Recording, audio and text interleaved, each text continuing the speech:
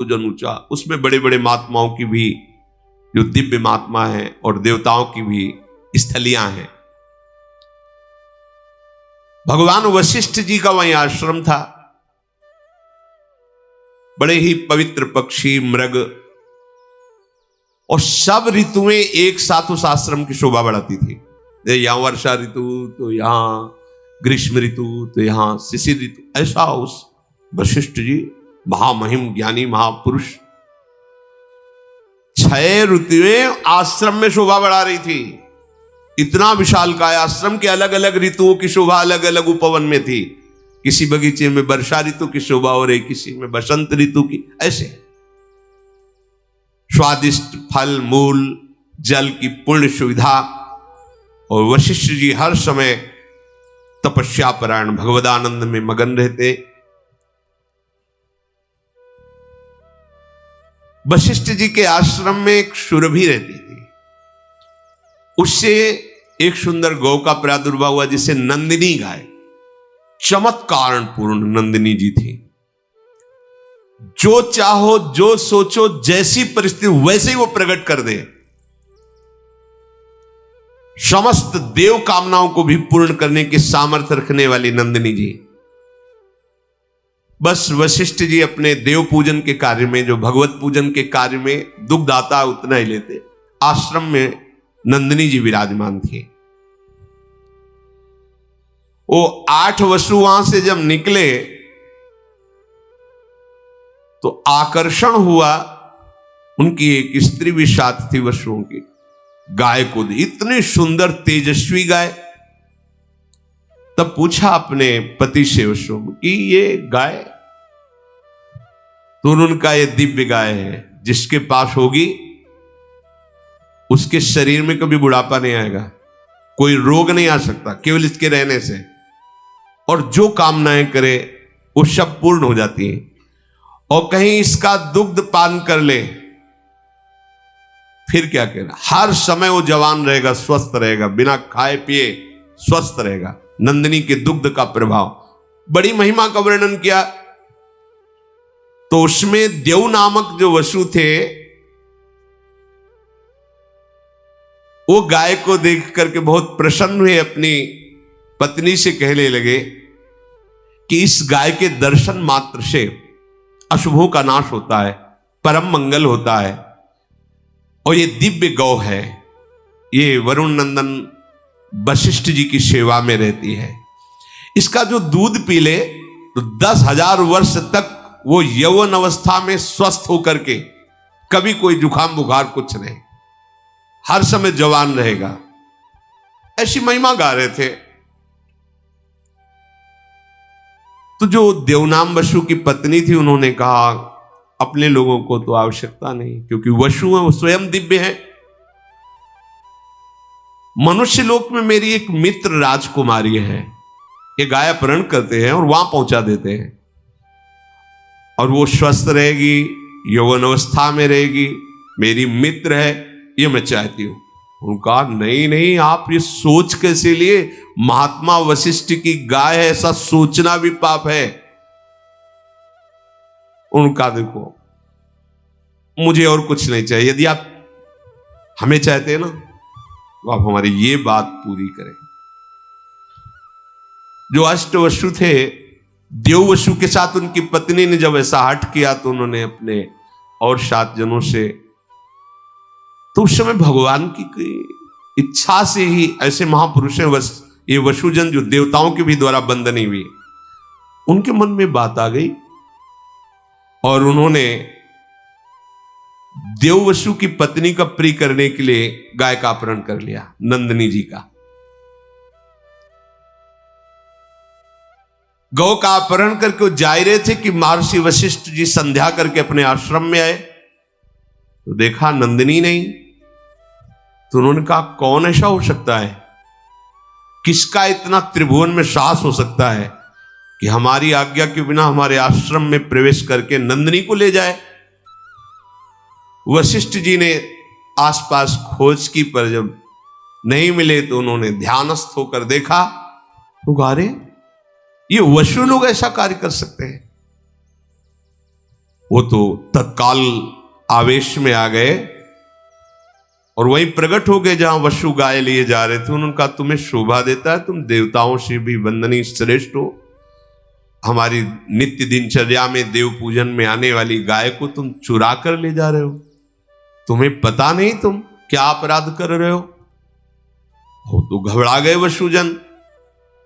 कहा, ठीक है, तुमने मनुष्य लोक वाली बात की है, मनुष्य लोक में ही ये चोरी होती है, देवलोक में देवताओं में श्रेष्ठ वसुओं में ये वृत्ति कैसे आ गई? इसलिए मैं शाप देता हूं, जाओ तुम मनुष्य लोक को प्राप्त हो, यही तुम्हारे लिए दंड है। वसुओं को ये शाप दे दी, जाओ तुम मनुष्य लोक में जन्मो। देखो, इतना ऊंचा पद, थोड़ा सा लोभ। अब तो वसुजन घबरा गए। वशिष्ठ जी के चरणों, मनुष्य योनि भगवत प्राप्ति कर ले तो ठीक है, नहीं बहुत ही, आप क्या समझते हो? देखो ऐसे दुर्गंध निकलती है यहां से, सब मलमूत्र की थैली है, कोई बहुत बड़ी चीज है। देवताओं के कभी पैर जमीन में नहीं पड़ते, कभी पसीना नहीं निकलता, जहां से निकल जाए वातावरण खुशबू से भर जाएगा। और इसे देव दुर्लभ योनि, केवल भगवत प्राप्ति वो नहीं कर सकते, यहां से हो सकती है, वो नीचे ही गिर सकते, ऊपर नहीं उठ सकते। अपने सबसे ऊपर ब्रह्मलोक का भी अतिक्रमण करके भगवान के दिव्य धाम को जा सकते हैं। भगवान वशिष्ठ जी के चरणों में सब गिर पड़े। प्रभु, पता नहीं क्या हो गया था, ऐसी गलती क्यों हो गई, प्रभु मुझे क्षमा कीजिए। आपका कृपा प्रसाद जब तक नहीं मिलेगा तब तक अब हमारे हृदय में भारी जलन होगी। आप समस्त धर्मज्ञों में, ज्ञानियों में श्रेष्ठ हैं, क्षमा क्षमा, ऐसा कह के चरणों में गिरे। अच्छा तो ठीक है, तुम मनुष्य योनि में जाओगे पर 1 वर्ष में ही मुक्त हो जाओगे। लेकिन देव 7 तो 1 वर्ष में मुक्त हो जाएंगे। तुम अपनी पत्नी को बहुत चाहते हो और उसकी आसक्ति वश इनको भी प्रेरित किया, ये तो 1 वर्ष में क्रमशः मुक्त हो जाएंगे, पर तुम्हें पूरे जीवन मृत्यु लोक में रहना पड़ेगा। दीर्घ काल तक तुम्हें मनुष्य योनि का दुख भोगना पड़ेगा। अगर भगवान का भजन नहीं तो ये दुख योनयहा, दुख ही दुख है, देख लो ना। मैंने जो आवेश में आकर तुम लोगों को वचन बोले हैं, मेरे वचन कभी मिथ्या नहीं होते, ऐसा ही होगा। अब सबके हृदय बहुत ही व्याकुल हुए। तब देव वसु ने कहा, प्रभु जिसके कारण मैं ऊपर से नीचे जा रहा हूं, मृत्यु लोक में जाऊं, पर वो कारण मुझे ना मिले।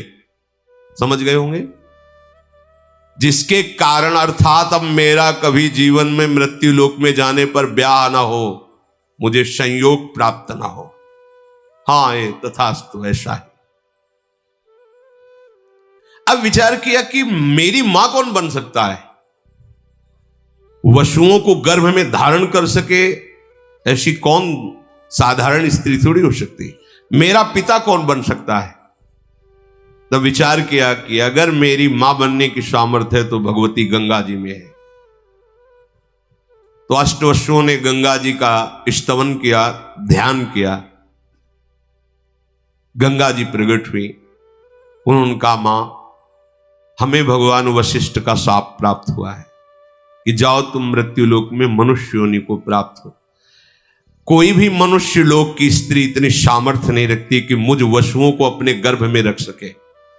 इसलिए आपको हमारे ऊपर कृपा करनी होगी और आप मेरे लिए इतना कि आप मुझे अपने गर्भ में धारण करें। पर मां, मुझे गर्भ में पहुंचाने वाला पिता भी कोई मनुष्य नहीं हो सकता। अब आप चयन करें मेरा पिता कौन होगा। जब गंगा जी से ऐसी प्रार्थना की और गंगा जी ने कहा कि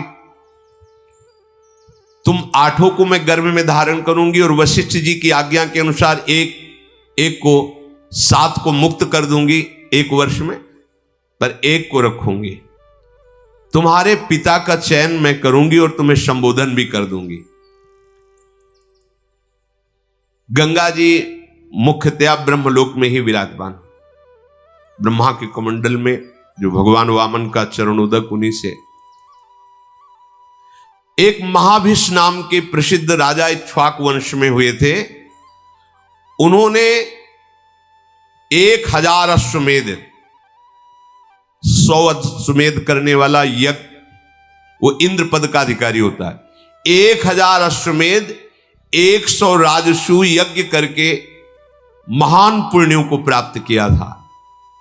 वो ब्रह्मा जी की सभा में बैठे हुए थे, महाभिष नाम के राजा। बड़े बड़े सब ब्रह्म ऋषि वहां विराजमान थे। इसी समय भगवती गंगा जी पधारी उस सभा में, और हृदय में बात थी वसुओं को गर्भ में धारण करने वाले पिता का चयन। वायु भगवान को गंगा जी ने इशारा किया कि हमारी जो आंतरिक चिंतन वृत्ति, उसके अनुसार व्यवस्था करो। तो वायुदेव ने गंगा जी का ऊपरी वस्त्र थोड़ा सा हटाया। जो हटाया तो ब्रह्मा जी समेत समस्त ब्रह्म ऋषियों ने सर झुका दिया।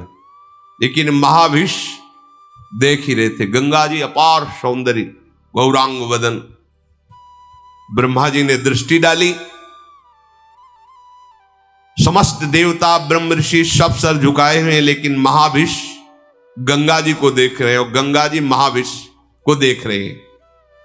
भगवान ब्रह्मा ने कहा, तुम दोनों ने ब्रह्मलोक की मर्यादा का तोड़ दिया।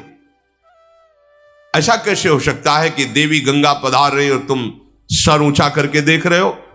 जाओ, मृत्यु लोक को प्राप्त हो, तुम यहां रहने के अधिकारी नहीं।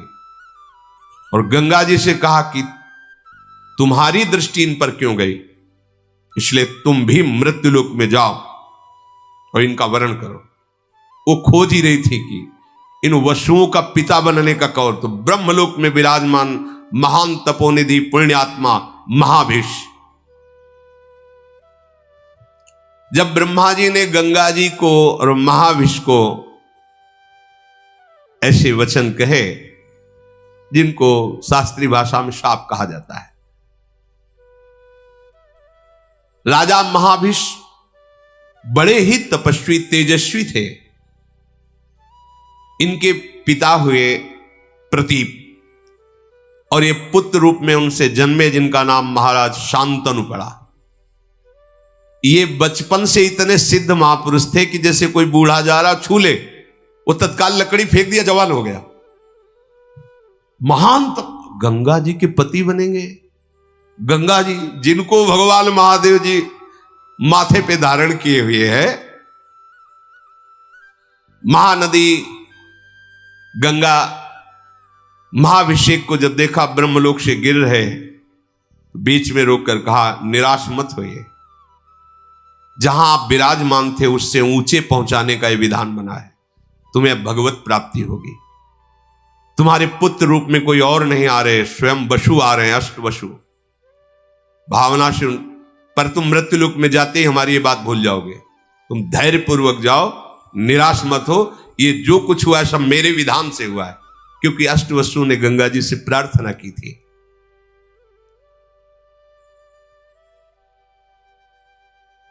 भगवान के मार्ग और पुण्य तपस्या के मार्ग में बड़ा अंतर है। ये जो प्राय सत्संग में कहते हैं, तया ब्रह्म स्तंभ पर्यंतम सर्वम मायामयम जगत सत्यम सत्यम पुनः सत्यम हरिना। ब्रह्मलोक से आ रहे हैं नीचे, ब्रह्मलोक से नीचे आ रहे हैं, अर्थात विश्राम भूमि ब्रह्मलोक भी नहीं है। विश्राम भूमि श्री प्रिया प्रीतम के चरणारविंद हैं। वृंदावन विश्राम, यहां से कभी पतन नहीं होता। कैसी भी गलती हो जाए, हमारी लाडली जो सरकार को कभी गुस्सा नहीं आता। जैसे ब्रह्मा जी को आ गया ना, चलो जाओ हटो ब्रह्मलोक से। ने कहूं न रिश कहूं, भूली हूं न होत सकी, रहत प्रसन्न सदा। और ब्रह्मा जी भी जिनकी आराधना करते हैं, वो प्रभु श्री कृष्णचंद्र जी प्यारी जी की आराधना में रहते, इसलिए हम बाजी जीत गए। बाजी जीत गए। अगर श्री जी के चरणों का शरणागत होकर के भी अब की काम नहीं बना, तो मुझे लगता है कि फिर बनना ही बड़ा मुश्किल है। बनना बड़ा मुश्किल है। ऐसे तपस्वी महापुरुष। महाराज प्रतीप हरिद्वार में गंगोत्री में बैठ करके हजारों वर्ष तपस्या की। गंगा जी प्रसन्न हुई और उनकी गोद में आकर बैठ गए दाहिनी तरफ और कहा, मैं तुम्हारी तपस्या से बहुत प्रसन्न हूं, तुम जो चाहो प्राप्त कर सकते हो, मुझे स्वीकार कर सकते हो। उनका हां, हमारा हो भाग्य, पर आप जहां बैठी हैं वो स्थल पुत्री या पुत्र वधू का होता है, स्वीकृत है, आप हमारी पुत्र वधू बनो। इन्हीं प्रतीप से महाराज शांतनु का प्रादुर्भाव हुआ।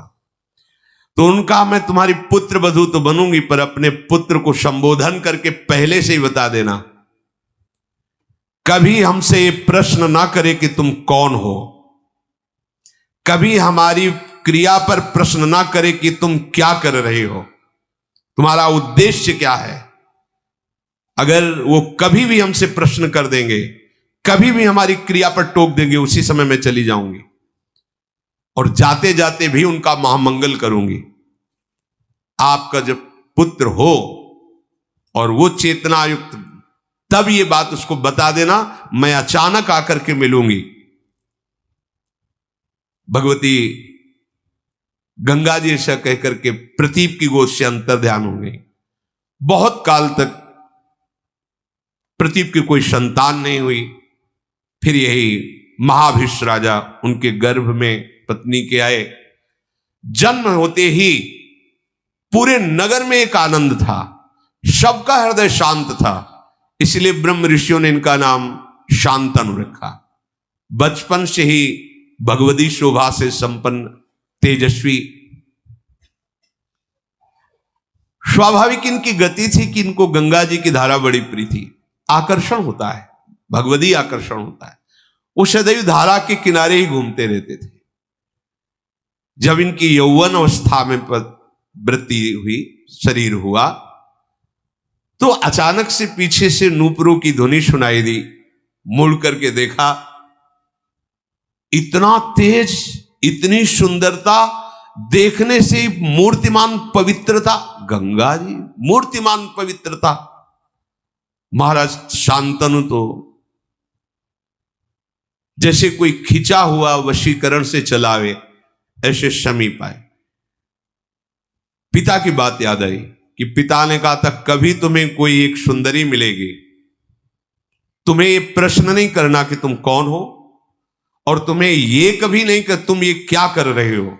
दो बातें उन्होंने कहा कि यदि तुम वही सुंदरी हो जिसे पिता ने संबोधन किया था, मैं नहीं पूछना चाहता तुम कौन हो, और मैं कभी नहीं रोकूंगा कि तुम क्या कर रहे हो, पर यदि वही हो और मुझे स्वीकार करने के लिए आई हो तो मैं तुम्हें स्वीकार करता हूं। बस इतनी बात हुई। बिना कोई प्रश्न उत्तर किए भगवती गंगा उनके साथ हस्तिनापुर के चक्रवर्ती सम्राट पद पर महाराज शांतनु विराजमान, और जिनके महल में स्वयं गंगा जी पहुंच रही, वहां की पवित्रता क्या। ये हम चरित्र इसलिए प्रारंभ कर रहे कि भगवान कह रहे मैं सब में समरूप से विराजमान हूं, ना मेरा कोई द्वेष का पात्र, ना मेरा कोई प्रिय है, पर जो मुझे बचता है मैं उनका पक्षपात लेता हूं। तो भक्तों का पक्षपाती भगवान का जो स्वरूप है, इन महापुरुषों के चरित्र से सुनने को मिलेगा।